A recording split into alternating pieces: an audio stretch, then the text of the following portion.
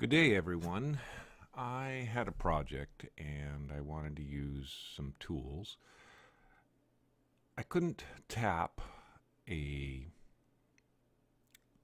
piece on my new drill press. I bought this drill press for $200 on Craigslist. And I had this XY table, plus I got this XY table on the drill press purchase. I had to stack them together to drill a dowel.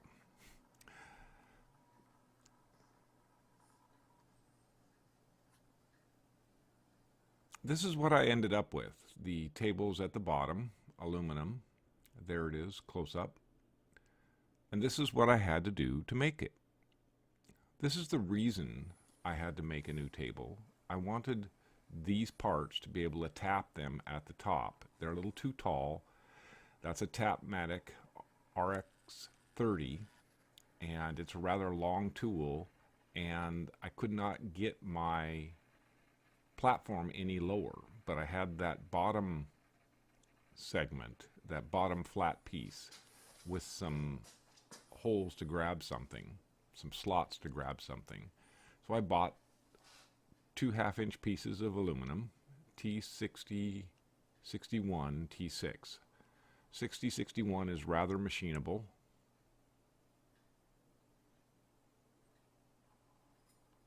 Moreover so than 5052.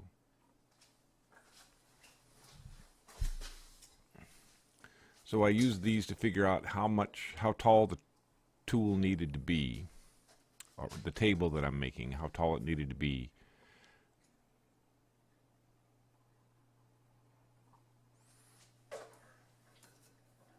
And I came up with 4 inches.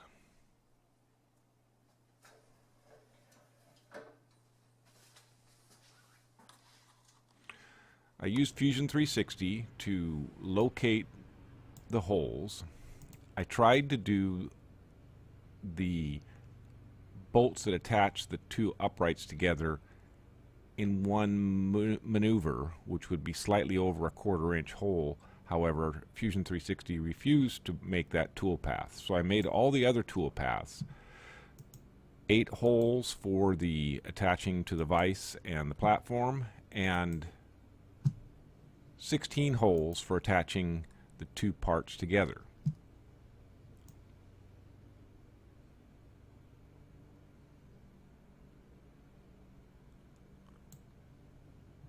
Now Fusion 360 does a nice job of showing me where it's going to go, how long it's going to take,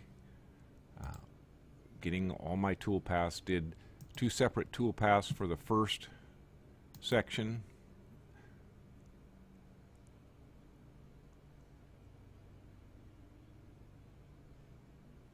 The plan is to put 1/4 20 button head fasteners in, and the heads will be countersunk or counterbored 4 millimeters into the material. For the other piece, I did all the holes in one tool path. The ones in the center are only 4 millimeters deep, or 4.5 millimeters deep.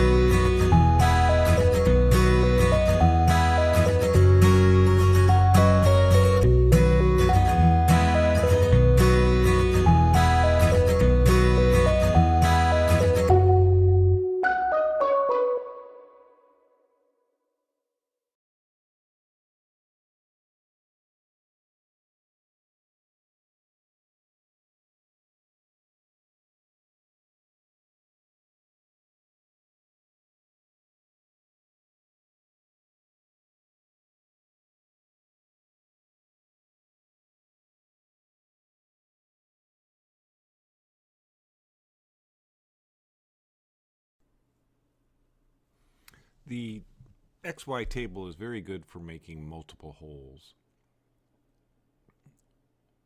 You clamp your material down and you can drill several holes. The bandsaw is good for cutting 3" by 3/4 bar stock. These are all done at high speed, about 10 times normal speed. This is the Tapmatic RX30. The Tapmatic RX30 is an absolutely fantastic tool. You can take a drill press and up to a 1/4 inch tap, and that's a 1/4 20 threads per inch. I'm not sure you need to put it in 3 times. I don't think this hole was deep enough, and I kept trying to go a little deeper. It kept stalling out on me.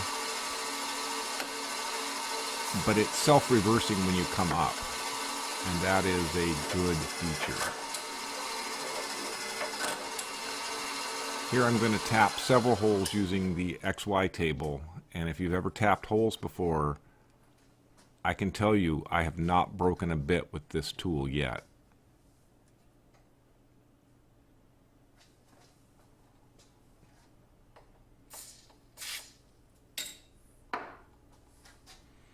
I was doing about 3 dips into the tap, 3 or 4 I guess. And maybe 1 is sufficient.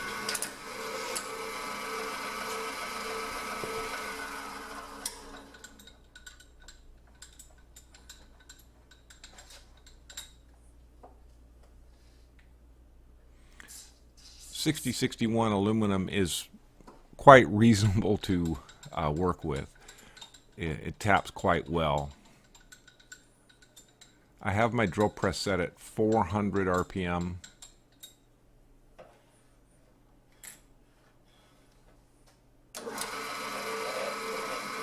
And I just run the Tapmatic down to the point where it stalls and then allow it to come back up, and it spins backwards to come back out of the hole.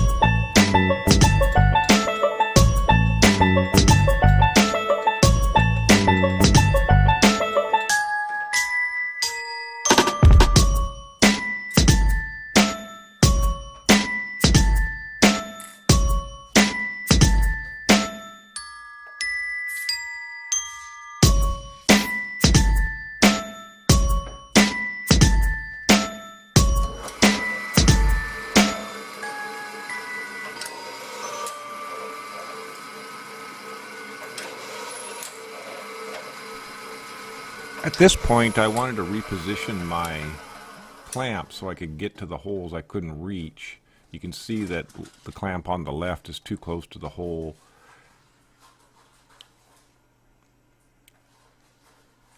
Therefore, I wanted to put in some of the 1/4-20 button head fasteners, see if they would clear the top plate. All the counterbore holes are far enough down that the heads of the bolts should not protrude above the face of the panel. That was the plan, so it would lay flat on the table and the vise could lay flat.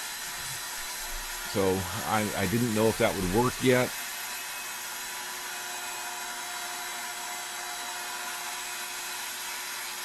And of course you worry about getting a fastener halfway in and you can't get it back out.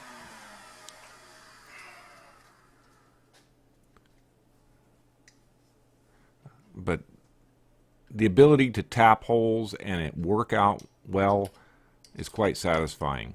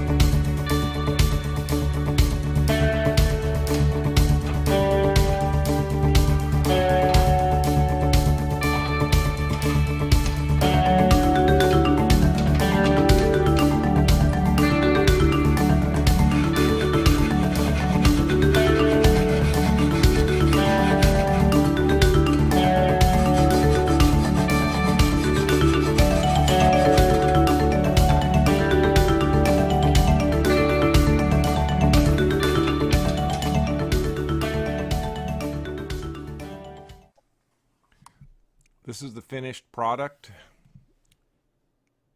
It actually came out pretty good. Every hole I drilled or machined in was in the right place. This is the result. I'll be able to tap holes in the octo-ring. Things don't always go as planned.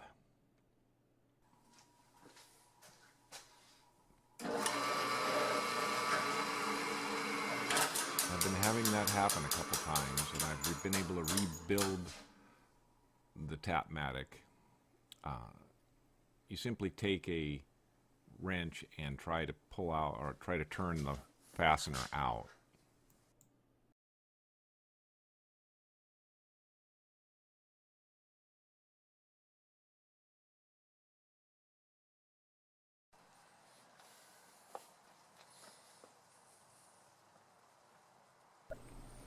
This is a tip I learned on a forum.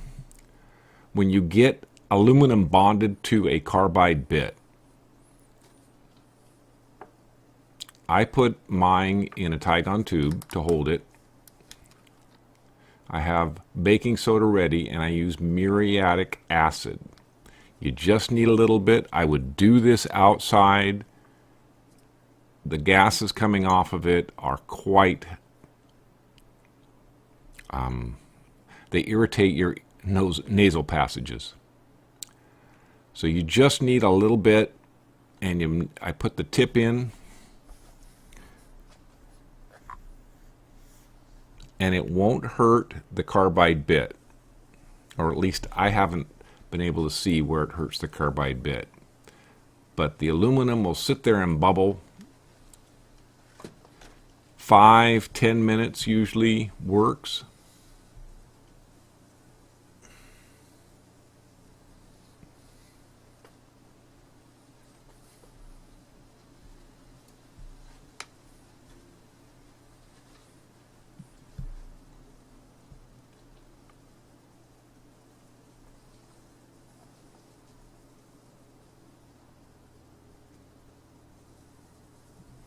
Probably a test tube would be better.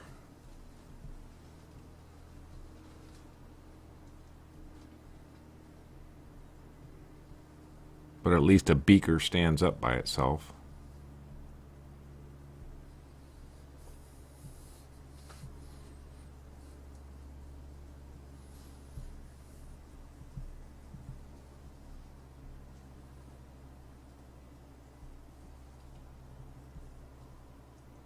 If you have tried taking aluminum off a bit or thrown the bit out because it had too much aluminum on it, think about trying this out. It really does work well.